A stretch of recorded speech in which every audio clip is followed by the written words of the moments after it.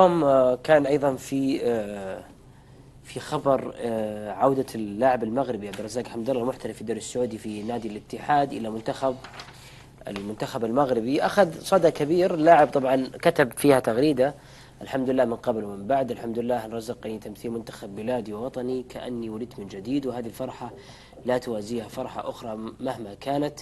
الشكر لكل الجماهير المحبة على حمد الله عبد الرزاق، وإن شاء الله أكون عند حسن ظن الجميع. تحياتي. وأردف صورة للاعب بشعار المنتخب المغربي أثناء ما كان مع فريق هذه مع النصر النصر هذه في أعتقد 2019. نعم. الأمر الموضوع هذا يأخذ يعني مسارين. المسار الأول طبعا احنا ما نلاحق كل لاعب ينضم المنتخب من الدوري السعودي ونيجي نتكلم عنه.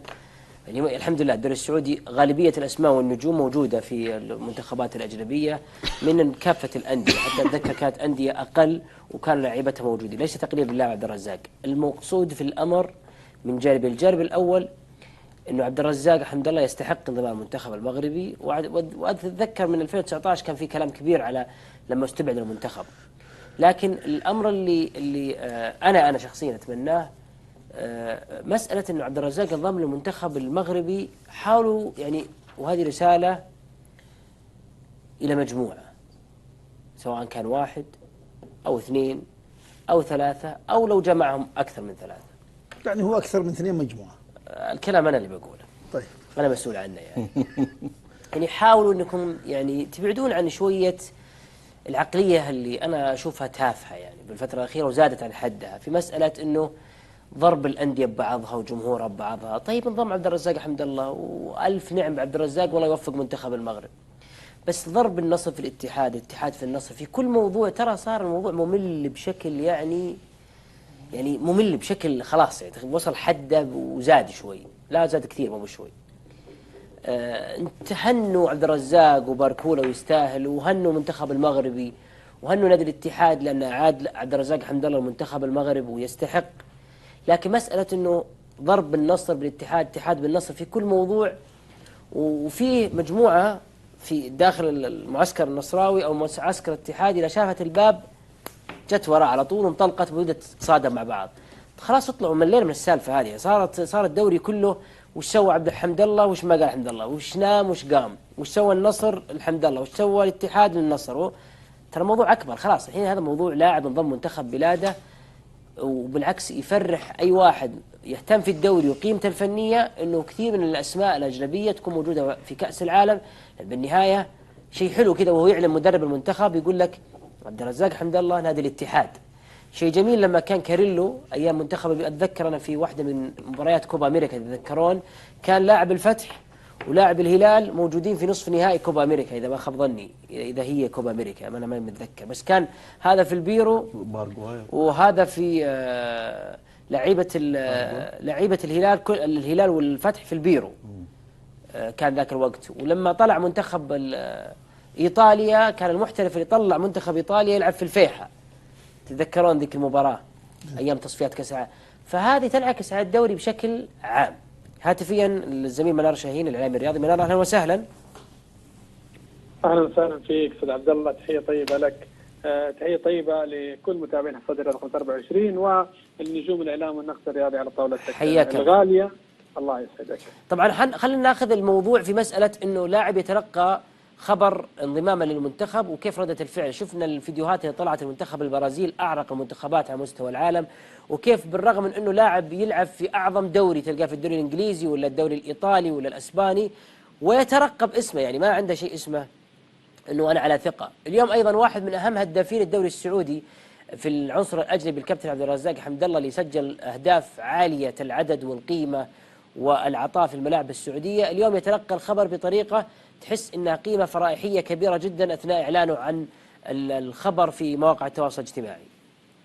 شوف عبد الله، موهبة حمد الله تفرض إنه يكون في المنتخب المغربي وتفرض إنه يكون لاعب كبير ولاعب مهم. أعتقد إنه حمد الله كموهبة وجد بيئة وإدارة وعاملين وعناصر استطاعوا أن يحتووا حمد الله، يوفروا له الأجواء الأسرية، الأجواء العائلية. استطاع حمد الله أنه يعني يعرف بأنه يمارس كرة قدم فقط، بعيدا عن يعني سواء إذا كان في مرحلة من مراحله في بعض الأندية إذا كان فيها تدليل أو تلال أو تدليع أو هذه الأمور كلها، لا، حمد الله أتى وجد بيئة كرة قدم، نجم ما بين كوكبة نجوم وليس النجم الأوحد. يمكن في فترة ماضية عندما كان في نادي النصر الكل كان يعرف أنه حمد الله في بعض الأحيان تشعر أنه بيلعب كرة تنس أو طاولة أو كرة تنس أرضي مثلا. اللاعب الأوحد، اللاعب النجم، الجماهير، الإعلام، هو من يتكلم عن حمد الله، وكانه لا يوجد 10 لاعبين آخرين داخل أرضية الملعب. عندما أتى الاتحاد عاد لطبيعته، عاد طبيعة كروية تأسس عليه، اللي هو لاعب كرة قدم ويعامل مثل غيره من النجوم. وجميل جدا عودة حمد الله. أعتقد عودة حمد الله لا تنعكس فقط إنها لنادي الاتحاد، بل تنعكس لأنها من الدوري السعودي، قوة الدوري السعودي وإصرار حمد الله رغم رحيله عن النصر عودته للدوري السعودي مرة أخرى. يعرف ويعب أن الدوري السعودي عربيا وأسيويا دوري كبير ودوري قوي وثمين فنيا، وهذا الأمر انعكس على عودته كلاعب في المنتخب المغربي، رغم أنه في نجوم في الهجوم في الدوري الإيطالي يمكن حتى الدوري الإسباني، ولاعب مغربي على ما أعتقد في إشبيليا الإسباني، ولكن حمد الله يفرض نفسه. وأنا أشوف عودة حمد الله هي انتصار لظواهر كرة القدم، وحمد الله إن شاء الله نقدم المستوى المأمول. الفترة الماضية في معسكر الاتحاد واضح عليه الجاهزية البدنية، وإن شاء الله لما ينضم لمعسكر المغرب سيد عبد الله يعطي الحيوية والقوة والموهبة. يمكن هذه كأس العالم الحالي يمكن تكون آخر كأس عالم لحمد الله، وعودته وتقديمه المستوى المطلوب في كأس العالم حينعكس عليه بشكل كبير، حينعكس كقيمة حتى نفسية وفنية عندما يعود لنادي الاتحاد في الجولات القادمة. طيب، شكرا لك منار شاهين، إعلامي رياضي، أو بندر. والله أنا أستغرب من الأخ منار أنه يعني كأنه يؤكد أن الاتحاد أو بيئة الاتحاد هي التي جعلت حمد الله ينضم للمنتخب. ليش أستغرب؟ لأنه يفترض كصحفي شخص يعرف دهاليز الفراق والمباريات والدوري العام وقبل العام، فهو على بينة يفترض بكل هالتفاصيل. يعني إذا أخذنا عبد الرزاق حمد الله يوم جا النصر 2019 حقق لقب هداف الدوري على مدار تاريخ الكرة السعودية برصيد 34 أو 35 هدف، لم يحصل أن حطم الرقم القياسي إلى الآن، 35 هدف أو 34 والله ما أدري. طيب منه ما شارك إلا بالجولة التاسعة. هذا واحد. أخذ هداف العرب وجائزة سوبر جلوب ونالها. أخذ هداف الكأس، أخذ هداف مجموعته في آسيا. كل هذه يا أخ منار ومن يسمع تحققت في النصر وفي بيئة النصر التي تحاول بطريقة أو بأخرى التقليل منها. الجانب الآخر عبد الرزاق حمد الله يوم جاء النصر ترى كان في المنتخب. تتذكرون ضربة الجزاء اللي تمشكل فيها مع لاعب الوحدة الحالي لاعب منتخب المغرب فيصل فجر، كان موجود في المنتخب. بعد هالحادثة يوم انتهت المباراة سحب عليه المدرب وحيد لأنه في مشاكل. حتى اللاعب اعترف في هذا الجانب أنه علاقتي جيدة ب70% من لاعبين المغرب، يعني 30 لا 30 لا 70. مشكلة حمد الله مع النصراويين ليست مشكلة فنية. أنا أبغى بس هذول يفهمون شيء، عشان إذا كتبوا يكتبون واقع عشان الجمهور يتابعهم. فنيا لا يعلى عليه حمد الله سواء في النصر أو في الاتحاد، قيمة فنية لا تغيير فيها. مشكلة حمد الله جانب سلوكي، جانب أخطاء وتراكمات حتى وصل به الحال أن يتعارك مع المدير التنفيذي ويكسر سبورة المدرب. هذه المشكلة، وهذه ترى على فكرة غيظ من فيض.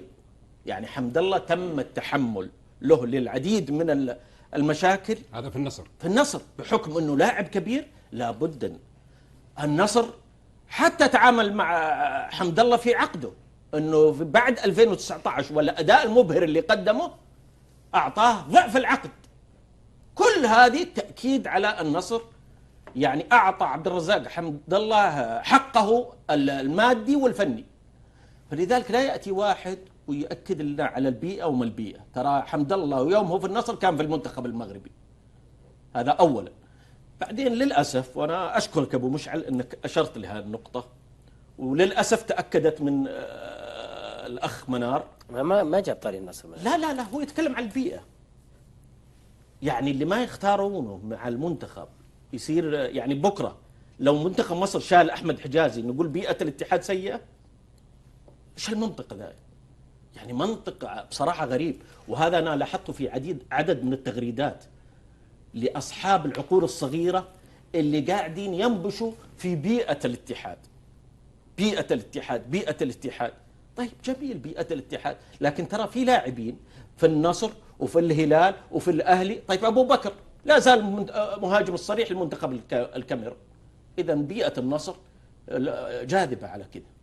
فمثل هذه الآراء التي أنا قريتها من أعمار كبيرة في السن وصغار، بصراحة تعطيك تأكيد أن الطرح هذا فقط لمحاولة خلينا نقول كسب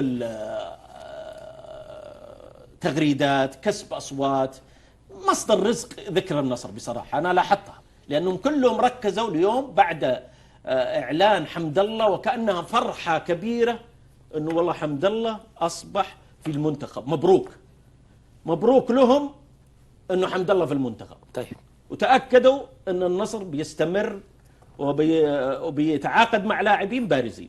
علي، شوف ابو مشعل، انت اخذتها في قسمين وانا خليني اخذها برضه في قسمين. القسم الاول ان حمد الله ذات قيمه فنيه عاليه وتحدث فيها كثير وذكرتها كثير وشددت عليها كثير، ويستحق انه ينضم للمنتخب السعودي كقيمه للمنتخب المغربي كقيمه فنيه. طيب اجي في الجانب الاخر، ما زلت اكرر ان حمد الله مشكلتنا او مشكله العقلاء ان ننتقد دائما السلوكيات.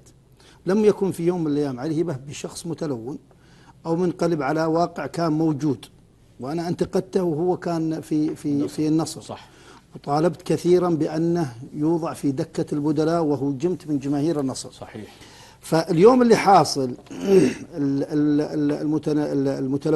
المتلونين أو المتناقضين أو اللي يبحثون عن شو لكن بشكل خاطئ يأخذون المسار مثل أنت ما ذكرتها أبو مشعل. يعني أصبح الوضع مش جيد، وكأن الوضع بين النصر والاتحاد محتدم. مداخلة الزميل منار، يعني لما يجي يقول لك والله كموديل، يعني أنا استغربت كموديل في المنتخب المغربي، يعني هل المصطلح كموديل يعني ينضم وكموديل في المنتخب المغربي، وبعدين يجي يعرج على اللاعب الأوحد. أنا أول يوم انضم فيه للاتحاد قلت الاتحاد أول يوم انضم قلت الاتحاد يعني قبل يجي حمد الله، يعني أنا أعطيه مثلا 99.9/10. بعد حمد الله يعني بيكون الوضع مختلف، لأنها أصبح اللاعب رقم واحد اللي تبنى عليه كل خطط المدرب الأسبق، وهذا ما عجل بإطاحته من وجهة نظري الشخصية، رغم أن الفريق كان مميز وكان غايب عنه تقريبا 5 لاعبين مصابين ومستبعدين، وكان يعني يحقق النتائج الإيجابية. اليوم هذا الأمر يختلف. أبو عبد الله، أبو مشعل، اليوم التغريدات الموجودة، مداخلات بعض الإعلاميين والكلام حقيقة اللي لا يطلع إلا من أصحاب العقول الصغيرة، حقيقة يعني للأسف لا يزيد الأمور إلا تعقيد. وهناك بعض الجمهور للأسف الشديد اللي يندفع. أنا ذكرتها سابقا وأعيدها مجددا. المرة الحالي ذكر في أحد المقابلات التلفزيونية أو انتقد إعلام الاتحاد، في اعتقادي أن هذا الانتقاد في محله، في اعتقادي أنه ما يشتت الاتحاد وفريق الاتحاد هو ثلة صغيرة من بعض إعلاميه اللي حقيقة لهم صوت مسموع. بس عشانهم قالوا بيئة اتحاد؟ لا أنا أتكلم بالعام الماضي. أنا أتكلم العام الماضي هم اللي دخلوا الاتحاد وأنمار الحائلي وحمدان وحامد البلوي والشلة في حيط، هم اللي طيروا الدوري من الاتحاد. للأسف الشديد، وحقيقة بتعزيز من أغلب الإعلام الهلالي. بعد الإعلام الهلالي مثل هذه المواقف ما شاء الله. اليوم الإعلام الهلالي يعني ينتصر لأي رأي للاتحاد، ليس حبا في الاتحاد وإنما كرها في النصر. وهذه يا أبو مشعل كيف تبغى تخرج منها؟ أنا ما أعرف، يعني أنا حقيقة ما أعرف. بتجد فيه ناس يعني تعتقد انهم حتى الحين موضوع لاعب يروح منتخب بلاده تصاقعون النصر الاتحاد، ولن طبيعي طالما ان في هناك من يؤجج هذا الامر ومن يبحث عنه، وقدر النصر هذا الامر على فكره، لانها النصر، فقدر النصر ان اي شيء يصير، اي قضيه يكون فيها طرف النصر، اي من انعم شوف 363 نادي اذا ما زادوا. انك انت مهتم في التغريدات تكفى اخر جمله عشان الفكره ما تضيع. قول 363 نادي في المملكة العربية السعودية، وإن لم يعني إذا يمكن زادت الآن، كل الأمور فيها تكون سهلة إلى أن تأتي قضية فيها النصر. لما يصير فيه موضوع فيه النصر يصبح هو يعني شوف من يوم أعلنوا إلى الآن، من يوم انتقل من إلى الآن، أي قضية موجودة أو ترتبط بالنصر حتى الكفاءة المالية حتى تأخذ مسار وتأخذ بعد آخر. طيب والله ما كان في البرامج إلا النصر. قبل إعلان منتخب المغرب عبد الرزاق حمد الله أنه حينضم، كان لدي فيه تغريدات من المهتمين في النصر لن تلعب في المنتخب.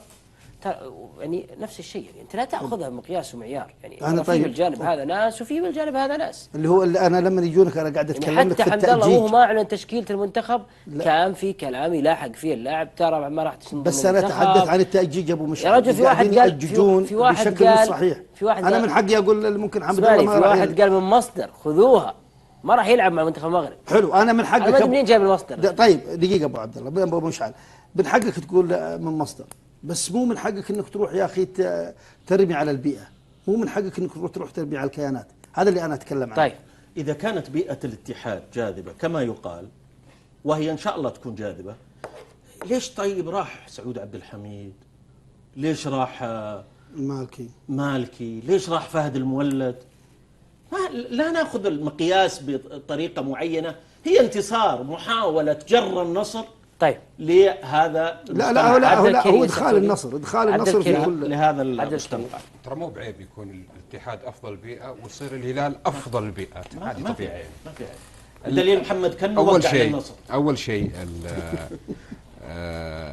بالنسبه للاعب، اللاعب حضر للنصر موسم 2018 2019، واللي استبعد اللاعب هو المدرب الفرنسي هيرفي رينارد اللي أهل المنتخب المغربي إلى كأس العالم 2018. أظنه وحيد. واستبعد أيضا من هيرفي رينارد لما تم التعاقد مع المدرب هيرفي رينارد، صرح حمد الله في نفس اليوم وتحدث حديث ما كان كويس عن المدرب، معناه عنده نظرة. لا بس انه رجع طيب السنه ذي وحيد. اكمل يا اخوان. هيرفي رينارد رجع وقال اتمنى انه ينضم المنتخب المغربي بعد ما راح حمد الله الاتحاد قصدك؟ الان بعد ما راح الاتحاد. ايوه الان. حلو. فيمكن بس هو استبعد لما كان في النصر. هذه شوف هذه يمكن لها دور. الامر الاخر ترى استبعاد حمد الله ما له علاقه بالانديه يا جماعه، ايش فيك؟ انا لا بس انا قاعد ارد على لا هي صارت اشكاليه واللاعب بنفسه اعتذر عنها، صارت مشكله وترك المعسكر وكان في اشكاليه مع اللاعبين وطلع يعني الموضوع ما له علاقه كان في مشكله سلوكيه للاعب. ما دام ما سلوكيه ليش ترميه على المدرب وتفتح الموضوع بهيرفي وتدخل هيرفي في السالفه؟ ايش دخله يعني؟ الرجال فتح الموضوع مع شو اسمه خليل المدرب اللي كان مدرب فانا استطردت وراه، يعني هو فتح المدرب. لا هو صحح لك قال لك وحيد، لكن مش وحيد. لا انا صححت له قلت هيرفي رينالدو هو اللي استبعد، وبرضه المدرب وحيد استبعد ايضا. اي قال ما ابغى. الامر الاخر انت ذكرت ابو بندر انه سوى كذا وسوى كذا وسوى كذا، وين نادي النصر؟ لا كلاعب معروف يعني كويس. صار في نزاع مع مين؟ الرئيس التنفيذي، وصار فيه يعني وايضا مثل ما ذكرت انه والله كسر سبوره وغيره، يعني كان فيه سلوكيا كان في مشكله عنده في نادي النصر. عشان كذا انا سالتك قلت في نادي النصر، قلت ايه السنه الثانيه. طيب هل حدث للاعب اي مشكله سلوكيه في الاتحاد؟ ايوه يا اخي جاب اكبر كارثه. وش اكبر كارثه جابها للاتحاد؟ وش اكبر كارثه؟ احرمهم الدوري وطير حامد البلوي وحمد السعيد. اكبر كارثه ايش اكبر من كذا؟ علي تفرق بين السلوكيه. حمد السعيد وحامد البلوي. ابو عبد الله يعتبر ركز معي لا تاخذني بالصوت، ركز معي. انا اقول لك كارثه سلوكيه وليس كارثه فنيه على قولتك. انا اتحدث سلوكيا عن اللاعب. فلما ياتيني مثل الاستاذ منار شاهين وزميلنا وهو قريب من البيت الاتحادي، طيب مثل ما ابو بندر محمد الغامدي وعلي هبه يتحدثون عن البيئه النصراويه، يا اخي الرجل من حقه يتكلم عن البيئه الاتحاديه، ايش المشكله؟ بس احنا ما سمعنا على- منك وسمعنا يا عادي نسمع من هنا إسماعيل، ومن ما هنا. اسقطنا ما الأمر أسقطنا الآخر. علي الاتحاد علي أبداً. علي علي, علي. الأمر- انا ابغى اسمع رجاء، خلينا نكمل. الامر الاخر، انا بالفعل انا بعيد عن انا ما لا اؤيد ابدا والله اصطياد انه اللاعب كان وضع وكان وضع، واللاعب انه لديه يعني اصبح فيه فارق عنده يعني ما بين نادي او نادي. اللاعب اثبت توهجه الفني، التوهج الفني اللي كان مع النصر لا كان في مشاكل سلوكيه تمنعه يروح منتخب المغرب، سواء مع هيرفي رينارد او مع المدرب وحيد. تبقى مع الاتحاد لا، اللاعب احنا ما نقول نضج، لان اللاعب كبير اساسا حتى في النصر. اللاعب ابتعد عن الامور السلوكيه وركز داخل الملعب.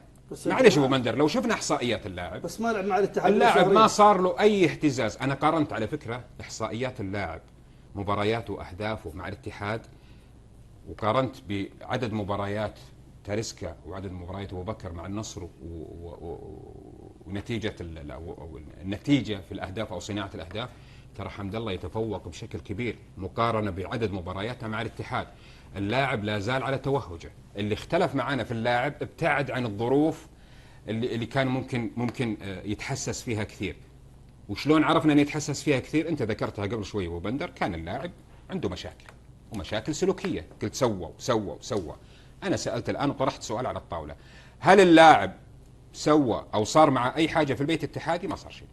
هناك من احسن التعامل مع هذا اللاعب، وذكرتها انا من الموسم الماضي، حامد البلوي احسن التعامل مع هذا اللاعب.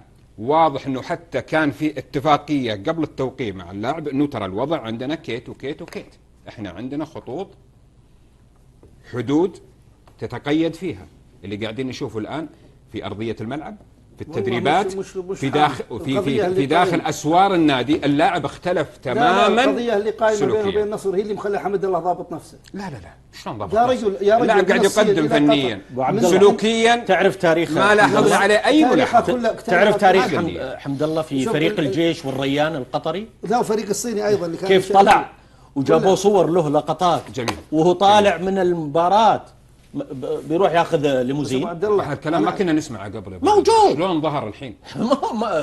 احنا اللي كنا نقوله وكنت تقول ليه وش المشكله؟ عموما انت حدثني عن وضعه في الاتحاد حاليا، لا تكلمني عن انه وضعه في الانديه القطريه او وضعه في، لا وهو اختلف الان. رايي لن يتغير. انا مثل ما سمعت منك وتقول انا مثل ما سمعت منك ابو بندر، مثل ما سمعت منك وعن رايه اذا سمحتوا عن وضعه اللي صاير بالنصر، انا ايضا سمعت من منار شاهين وعن الوضع اللي صاير في الاتحاد. فعليا اعلاميا ما في شيء سمعنا فيه عن اللاعب انه حصل له مشاكل في البيت الاتحاد. وعلى فكره في نقطه مهمه، المدرج الاتحادي، جمهور الاتحاد اللي يميزه، ما عندي لاعب في كفه والفريق في كفه.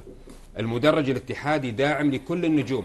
ربما هذا الامر ايضا اختلف مع اللاعب. طيب خلينا نكون صريحين يا ابو بندر محمد الغامدي، ترى الجمهور النصراوي جعل من حمد الله شيء والنصر شيء. لاعب كبير بس اما انه هذا اللي اختلف. يا رجل لو جعل بنفس اللي تقوله ما شفت الهجوم الان من كافه النصراويين في تأييدهم للإدارة النصراوية بهالقرار. طبعا عندي معلومة إذا سمحتوا لي، وليد ركز معي بس، حاول تعطيني الجدول حق المباريات دوري روشن في الجولة 14 إذا سمحت لي.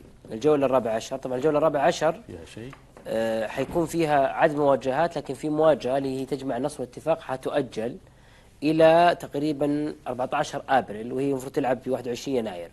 جولة 14 الجرافيك اللي فيه المباريات، عطني جولة بس، وقف لي هنا. النصر اتفاق لو تلاحظ في الجدول المعلن الجمعة 14 أبريل، بخلاف كل المباريات في يناير. كل المباريات في يناير ما عدا مباراة النصر والاتفاق حتكون في 14 أبريل. مباراة الاتحاد والفيحة عدل وقتها إلى الساعة 6 من الخميس 19 يناير. السبب طيب؟ السبب هذا اليوم اللي هو في مباراة الاتحاد الخميس 19 يناير، من معلومة خاصة في الحصاد الرياضي كخبر، حيكون هو موعد مواجهة باريس سان جيرمان ونجوم النصر والهلال. هذا اليوم حيكون فيه. النصر طلب تأجيل مباراته مع الاتفاق من هذا اليوم. الهلال لم يطلب تأجيل مواجهة أبها في هذا اليوم اللي هو حيوافق الخميس 19 يناير. الخميس قبل مباراة الهلال حيلعب بعدها بيومين. والنصر طلب تأجيل مباراة الاتفاق. الهلال ما طلب انه يأجل بالمحافظة على ذات الجدول، حيلعب بعدها بيومين. ومباراة الاتحاد قدمت من مساء الساعة 8 تقريبا إلى الساعة 6 لأنها تتوافق مع ذات اليوم في المباراة اللي حتكون منقولة في الموعد اللي المباراة تنظم من هيئة الترفيه، واحدة من أهم الفعاليات الرياضية الموجودة في المملكة العربية السعودية في الفترة القادمة، اللي هي إن شاء الله حتكون في يناير ضمن موسم الرياضة الكبيرة الذي يقدم من هيئة الترفيه، مواجهة باريس سان جيرمان، نجوم النصر، نجوم الهلال. في دقيقة إذا سمحتوا لي بشكل سريع. لا، كمعلومة اللي أنا سمعته الآن أن المباراة الودية للنصر مع الميريا الإسباني أقرب شيء أنها ستقام في نادي النصر. كيف؟ أقرب شيء أنها تقام في ملعب النصر. هذه مواجهة مين؟ النصر والميريا. أوكي. لأنه حيكون الملعب مشغول. مرسول بارك. إيه. ويبدو أن النصر يريد إقامتها في الملعب إذا تم تجهيزه.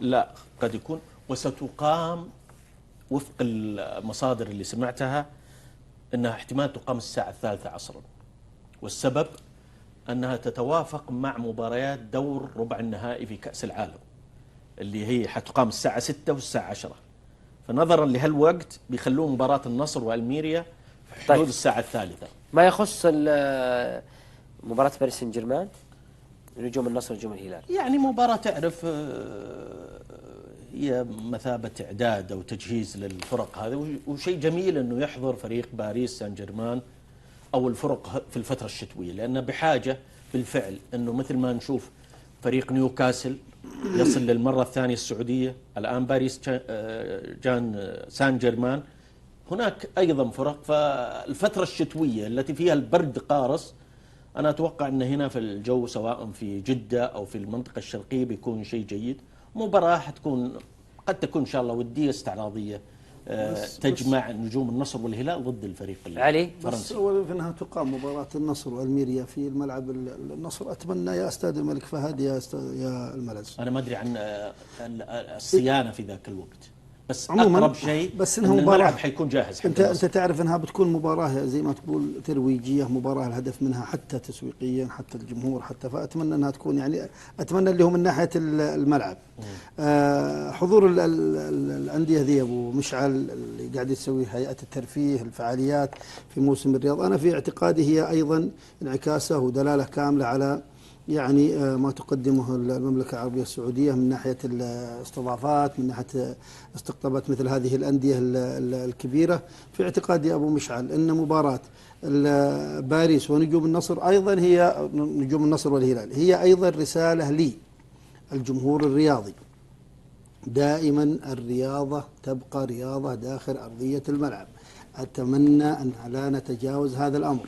الفريقان نجوم الفريقين لعبوا سابقا ويلعبون غدا وبعد غد يعني كمجموعة واحدة، ولكن بعد نهاية المباراة كل شيء ينتهي. وبالتالي أتمنى إن شاء الله أن الجمهور الرياضي يعي مثل هذا الأمر ويبتعدون عن ما نشاهده في هذه الأيام، أو يعني حقيقة من التعصب الرياضي ممن يحاول أن يؤججوا هذا الأمر بشكل كبير. نعم التنافس محمود، يعني التجاذب الاختلافات موجودة، لكن لا تصل إلى الاختلافات اللي حقيقة نشاهدها بشكل أصبح مقزز. عبد الكريم. أبو مشعل، بما أنه الفريق الضيف يمثل العاصمة الفرنسية باريس سان جيرمان، فكنت أتمنى حقيقة أن يكون الفريق السعودي هو بمشاركة أقطاب العاصمة الثلاثة، الشباب، الهلال، النصر، 3 أندية كبيرة، 3 أندية لها تاريخها، وبما أنه أصبح فريقين مثل الهلال والنصر ونجومهم راح يقابل هذا الفريق العاصمي في فرنسا، فكنت أتمنى حقيقة الشباب أيضا كان. إيش علاقة العاصمة باريس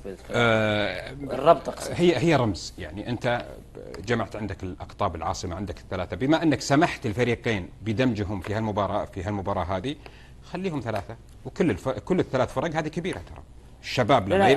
الشباب لما يلعب مع الهلال. أنا ما أتكلم عن مكانة الفرق، لا أنا أقصد إيش الربط إنه هذا من باريس نجيب له 3 يعني. لا لا هو الحنين للشباب. السؤال إيه بس الحنين لا يا محمد الله يعني يسلمك. بما انه قطبين العاصمه راح يتم دمج نجومهم في هالمباراه هذه، فانا اعتقد القطب الثالث بحجم الشباب وتاريخه اعتقد كان يستحق ايضا دمجه مع الفريق هذا، فانه يكون يعني تقول وش دخل الموضوع؟ انا اقول لك يعني كرمزيه يعني كرمزيه قطبين في العاصمه، ضيف معهم القطب الثالث. طيب ترى الشباب يستحق ويستاهل. يستحق بس انه يقول لك والفريق اللي قادم عندك يعني يمثل عاصمه فرنسا، فاعتقد انه يعني راح يكون فيها رمزيه اكثر في الموضوع. بس ما فهمت الحنين، ايش الحنين؟ طيب دقيقه بالابواب. لا لا لا لا لا الملف لا الملف ذا ما احب ادخل فيه انا. انتم في خاطركم شيء على الشباب؟ ما احب. لا شوف لا انا بقول شيء قبل امون على ابو عبد العزيز على الخط مساعد العمري. يا جماعه والله اكثر شيء متعبني بالفتره الاخيره استغلال اسماء الانديه في مثل هالقضايا هذه، اللي ترى انا ادافع عنكم لاني احبكم وانا اضرب ذولا لاني ما احب ذولا. موضوع حمد الله كشف يعني موضوع يعني حول ناس ما لهم علاقه بالاتحاد الى اتحاديين، ابو مشعل، ولا علاقه في النصر الى نصرويين، وحول حتى موضوع البليهي دخلوا ناس ما لهم علاقه في الموضوع. اي موضوع؟ لاعبين هنا ولاعبين هنا دخلوا فيها اطراف واعلام وجمهور مثل ما كان انا موضوعي اكبر من سالفه عقد لاعب وكذا. علي هبه لما دخل في الموضوع تكلم اكثر من مره انه مقرب من علي. ترى اعلام كثير ما في الا هو تكلم عن علي بليهي. لا محمد قبل شوي تكلم. محمد قال لك انه اداؤه في الملعب المفروض علي بليهي يجددون معه عشان يقدم مع المنتخب. انا اقول هذا الصح يا اخي. في ناس تتكلم كذا عادي، شو المشكله؟ هذا يتكلم هنا وهذا يتكلم هنا. اداءهم عجبك امان؟ علي اداءهم عجبك في الفتره الاخيره؟ علي بليهي ايوه امان. هذا اللاعب غرس في قلوب الهلاليين دوري ابطال اسيا. حلو اداءه. الدوري السعودي اداءه وقدم مع الهلال. اداء في الفتره الحاليه لو وقعوا مع الهلال طبيعي يعني هبوط مستوى ارتفاع مستوى طبيعي. ما في اي لاعب احنا اذا جاء قرب 6 اشهر نقول انه ذهنيا ما كان كويس. لا بس عبد الكريم حسم امره تجاه علي بليهي وقال انا ارى تجديد معه سنه واحده تكفي. يكفي سنه والله. يعني تحاورون وما تحاورون ما في. ولا هو برجل صاحب قرار عشان تاخذون منه الراي. مساعد العمري ابو عبد العزيز اهلا وسهلا. بس برجع اقول لك اللي بخاطري. الله مساك ايها الجميل ومساء الزملاء الاعزاء. حياك يا اخي ما فيك حيله. ليش؟ يا ابو مشعل يا اخي تعبوني يا ابو عبد العزيز والله تعبون يا اخي. انا ما احب اللي يضرب ببعض الانديه علشان والله شوفوني ادافع ولا شوفوني معك. ايوه شو المشكله وين؟ المشكله لما يطبون في يد واحد كاشف اللعبه. هنا ترى ما عندي لا جروب ولا اجلس معهم. ترى انت عن الزملاء. لا انت تكلمت عن موضوع مهم يا عبد الله. فعلا اليوم بعض اعلاميين الانديه الاخرى يروحون لقضايا نادي جماهيري ويدغدغون مشاعر جماهيره ويلمسون عواطفهم. ترى ليس حبا في عثمان ولكن كرها في معاويه. عرفت؟ المهم انه لا ويجيك هذاك شوف يجيك ذاك اللي معه شنطه ويتنقل من معسكر لمعسكر لا سبحان الله تتفتح له الابواب. امشي روح دور عليهم كلهم. ها لا انا ما اتكلم. انت واحد بس يخطرف له وخلصنا يا عن ظاهره. طب اسمع لانه انا عشاني بعيد عنكم وفي مكان عام الصوت ترى يرجع لي. لا زين يلا قولها بس. ما اتكلم عن زميل معين. انت لامست موضوع والله يا عبد الله انه بالفعل يحتاجون الى مقدم يكون جالس كذا على ركبه نص يصحح المسار. يقولوا تعال حبيبي ده خلنا من كذا ومن كذا وبلاش اللامس عواطف النادي الفلاني. لانه فعلا انت قلت كلمه والله هي حقيقه. شاء من شاء ابى من ابى. موضوع حمد الله كشف الغطاء. يعني اللي ما هو قانوني صار قانوني، واللي انهض يا عميد بطل كلمة انهض يا عميد وراح يدعم هنا، واللي كان يقول لك انا ليش تقولوا لي انهض يا عميد راح عالمية الميول. خذ ليش؟ لانه السوق عاوز كده. حسن السوق ولا حسن البضاعة. السوق كذا. هو السوق دحين الكلام الجاد واللي يلامس العقول ما حد يبغاه. هم يبغون اللي يلامس عواطف ويمشي مع السوشيال ميديا. فاحنا عندنا بعض الاعلاميين 3 سيستم. ترى تبغاه جاد، تبغاه هزلي، تبغاه مداح، تبغاه شتام. يعني ما عنده مشكله ترى ما تفرق معاه. انت بس ورني التوجه بس وانا انطلق. لكن الخير في الموجودين ايضا، والبركه ستبقى في القله القليله التي ستعدل المسار مع الوقت، لانه ترى الجماهير سبقتنا وعقليتها صارت انضج، وعليهم ان يعرفوا انهم يستمعون الى قنوات فضائيه كبيره ويشوفون الطرح. فضع نفسك في المقارنه التي تليق بك. هذه نصيحتي للبعض من الزملاء.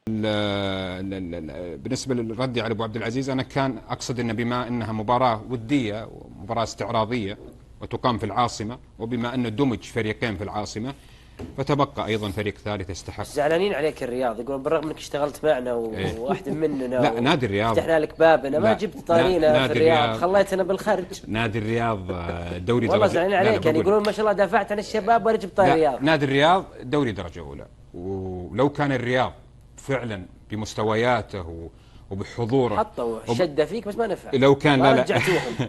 لو كان الرياض بحضور قوي في دوري الممتاز كان اقول لك كان اقول لك لا اسمع، ما قصرت، كان اقول كان اقول لك نادي الرياض هو الاولى، باريس سان جيرمان ما قلت هذا، والرياض هو بمسمى ايضا عاصمه المملكه العربيه السعوديه، فكان شيل اسمه من القائمه اللي حاطين عند الباب يمين شيلوه. لا الرياض في قلبي بعيد تماما. هو طبعا الرياض يبقى غالي بس بعيد جدا يعني عن مثل المناسبات. يا علي يمكن يخطط يروح للشباب. الاهلي يمكن يخطط يروح للشباب. لا تحرمه هذا الاهلي بصير وكيل لاعب. لا وكيل لاعب دي شغله كبيره.